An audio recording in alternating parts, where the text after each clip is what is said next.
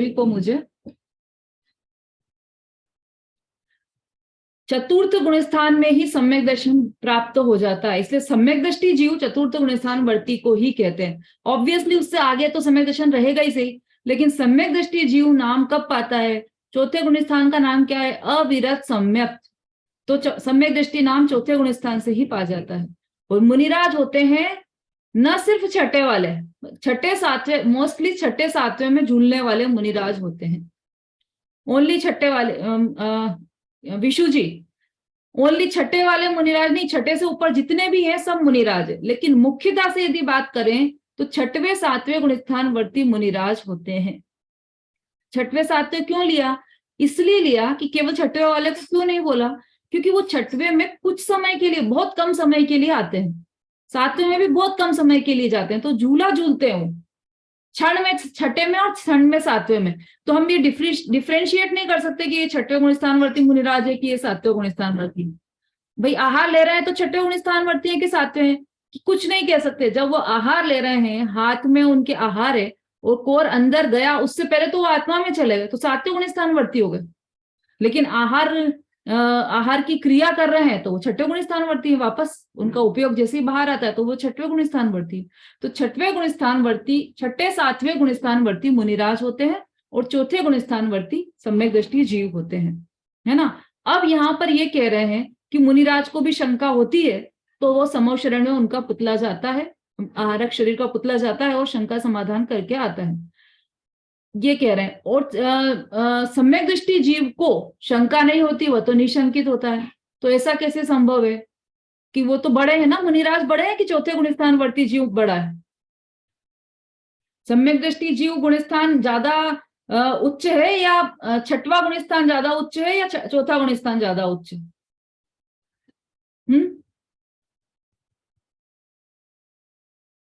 बोलिए स्वस्ति जी। आंटी, मैंने द्विपायन मुनि की ना कहानी सुनी थी, तो उनके ना यहाँ से एक लाल वाला वो निकला था और उनकी परिक्रमा लेके ना वो पूरी ना द्वारिका को जला दिया था। तो ऐसा वो उस पुतला था, वो है क्या था, वो क्या था?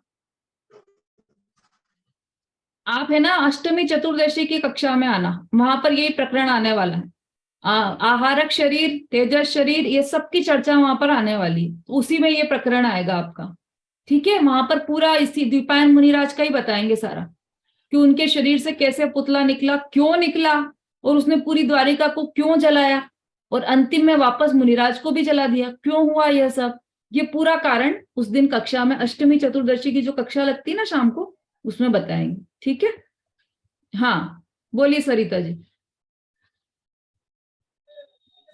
छठ में सातवें गुण स्थान वर्ती जो भावलिंगी दिगंबर मुनि रहते हैं, वो ज्यादा ऊंचे हैं चौथे गुण स्थान के अपेक्षा। ठीक है, फिर यहाँ पे तो ये लिखा है कि चौथे गुण स्थान वर्ती को शंका नहीं होती, वह तो निशंकित होता है। और मुनिराज का शंका का समाधान करने के लिए उनका पुतला निकल के और समो शरण में जाता है। तो ऐसा कैसे हो गया कि छोटे व्यक्ति को तो शंका ही नहीं है, और जो बड़े उच्च स्थान पर है उनको शंका है, ऐसा कैसे हो गया? चौथे गुण स्थान वर्ती मुनिराज के पास जाते होंगे अपनी शंका का समाधान करने के लिए, ऐसा नहीं है? शंका होती है कि नहीं होती है चौथे गुण स्थान वर्ती की? उनको भी शंका होती होगी चौथे गुण स्थान। तो फिर यहाँ पे तो लिखा है निशंकित है, वो शंका ही नहीं होती। ये चौथे गुण स्थान वर्ती जीव की बात चल रही है ना, यहाँ पर तो पहला ही गुण दिया है निशंकित अंग, वो कभी भी जिन वचनों में शंका नहीं करते, ऐसा लिखा है। स्थानवर्ती को देव शास्त्र गुरु पर शंका नहीं होती है, तो बाकी चीजों में जैसे धर्म से संबंधित बातों में शंका हो सकती है, तो वो मुनि महाराज के पास जाके अपनी शंका का निवारण करते होंगे। यहाँ पे ऐसा नहीं लिखा है ना कि देवशास्त्र गुरु में शंका नहीं होती, यहाँ पर तो ये लिखा है कि जिन वचनों में शंका नहीं होती, जो जिन्हें मतलब जिनवाणी में कुछ भी शंका नहीं होती उनको, ऐसा कैसे लिख दिया?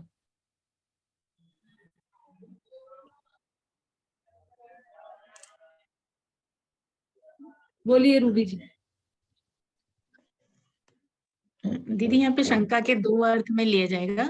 मुनिराज को जो शंका होती है वो जिज्ञासा है, शंका नहीं है। मतलब उनको जिज्ञासा होती है, जानने की उत्सुकता होती है, और शंका का अर्थ जो यहाँ पर शंका का अर्थ है वो हम उसमें विश्वास नहीं करना, अविश्वास। यहाँ पर जो शंका है, सम्यक दृष्टि को जन्मवच में अविश्वास नहीं होता, और वहाँ शंका का अर्थ जिज्ञासा से है कि मुनिराज वहाँ अपनी ठीक है, जिज्ञासा का समाधान करने के लिए। ठीक है, हाँ सही बताया आपने। शंका के अर्थ दो प्रकार के होते हैं। देखो, उसको अपन उदाहरण में समझे तो किस तरह से लेंगे कि जैसे स्टूडेंट होते हैं ना, स्टूडेंट मैथ्स के टीचर हैं और उनका जो विद्यार्थी है वह उनसे बोले कि ये दो और मतलब कुछ भी मैथ्स का जो सवाल है उसमें कि 4 और 4 मैं बार बार कर रहा हूं, 4 और 4 प्लस कर रहा हूं तो उसका उत्तर 9 आ रहा है मेरे, तो इसका उत्तर 9 ही होना चाहिए ना। तो मैथ्स के टीचर बोलेंगे कि नहीं, इसका उत्तर 8 है, आप ठीक से टोटल कीजिए। अब उसने फिर से टोटल किया तो फिर से 8 आया उसका आंसर, 9 आया उसका आंसर। तो फिर क्या होगा कि एक स्टूडेंट तो ऐसा रहेगा कि घर आएगा और बोलेगा बिल्कुल बेकार है हमारे मैथ्स के टीचर, कुछ भी नहीं आता है उनको, और वो पढ़ाने चले, कुछ भी नहीं आता उनको, 4 और 4 9 होते हैं, यही समझ में नहीं आ रहा है, वो कैसे पढ़ाएंगे बच्चों को मैथ्स, एकदम बेकार है, मुझे तो नहीं पढ़ना है इन सर से, ये सब उल्टा उल्टा पढ़ा रहे हैं, है ना। वहीं पर जो दूसरा विद्यार्थी होगा वो क्या करेगा कि उसने बोला कि 4 और 4 9 आ रहे हैं मेरे भी, लेकिन आप कह रहे हो कि 8 है। तो फिर क्या करें कि उसने जो किताब रहती है ना, मैथ्स की जो किताब रहती है उसमें पीछे उत्तर माला दी होती है। आवाज आ रही है क्या सबको बराबर?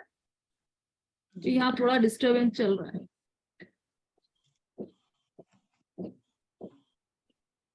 मैथ्स की पुस्तक के पीछे उत्तर माला आंसर शीट दी होती है, तो उसने वो वहां पर जोड़ बाकी किया और पीछे से उत्तर मिलाया, तो पीछे लिखा था उत्तर 8, इसने वापस जोड़ा, फिर 9 आया इसके, पीछे लिखा था उत्तर 8। अब क्या करेगा ये कि ये बोलेगा कि उत्तर तो 8 ही सही है, पर वो कैसे आएगा वो मुझे नहीं आ रहा।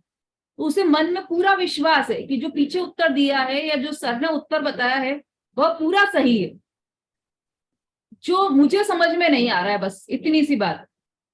बिल्कुल यही अंतर है मिथ्या दृष्टि में और सम्यक दृष्टि जीव में, है ना।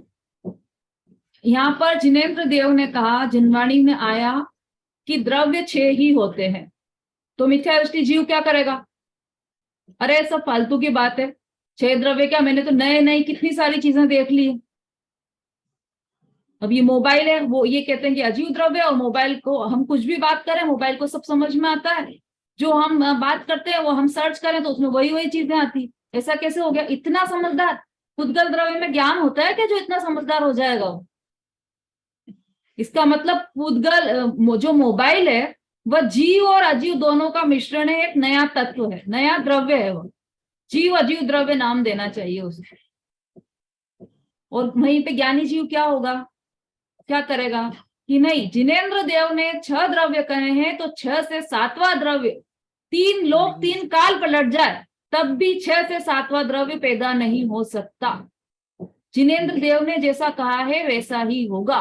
तत्वों में किसी भी प्रकार की शंका ज्ञानी जीव को नहीं होती। अब मुनिराज को जो शंका होती है वह सामान्य शंका होती है कि यदि ऐसा है तो फिर ऐसा कैसे हुआ, तो उस शंका के समाधान के लिए वह स्वयं समोशरण में जाते हैं या उनको पुतला जाता है और वो शंका का समाधान होता है।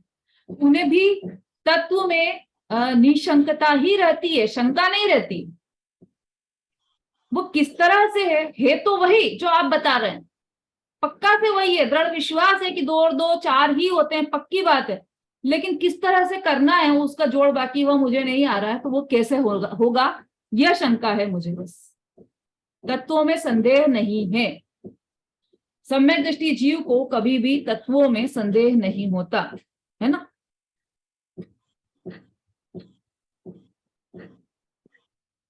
तो हम कैसे मान लें कि जो जिनेंद्र देव ने जो कहा है वही सही है, कि जब जिनेंद्र भगवान ने प्रयोजनभूत तत्वों में आप परीक्षा कर लो, प्रयोजनभूत तत्व को ही जब उन्होंने गलत नहीं बताया है, तो अप्रयोजनभूत बातें कि 3 लोक होते हैं और लोक का नक्शा ऐसा होता है और 6 द्रव्य होते हैं, 7 तत्व होते हैं और स्वर्ग में इसी तरह से व्यवस्थाएं होती है, नरक 7 ही होते हैं, स्वर्ग 16 प्रकार के होते हैं। ये फालतू की बातों में, मतलब जिससे हमें कोई प्रयोजन नहीं है, उसमें जिनेंद्र भगवान झूठ क्यों बोलेंगे? तो उसमें भी ये सम्यक दृष्टि जीव को, ज्ञानी जीव को पूरी श्रद्धा रहती है कि जैसा जिनेंद्र भगवान ने कहा है वैसा ही सत्य है, उसके अतिरिक्त कुछ भी सत्य नहीं है ना। भगवान के द्वारा कथित 6 द्रव्य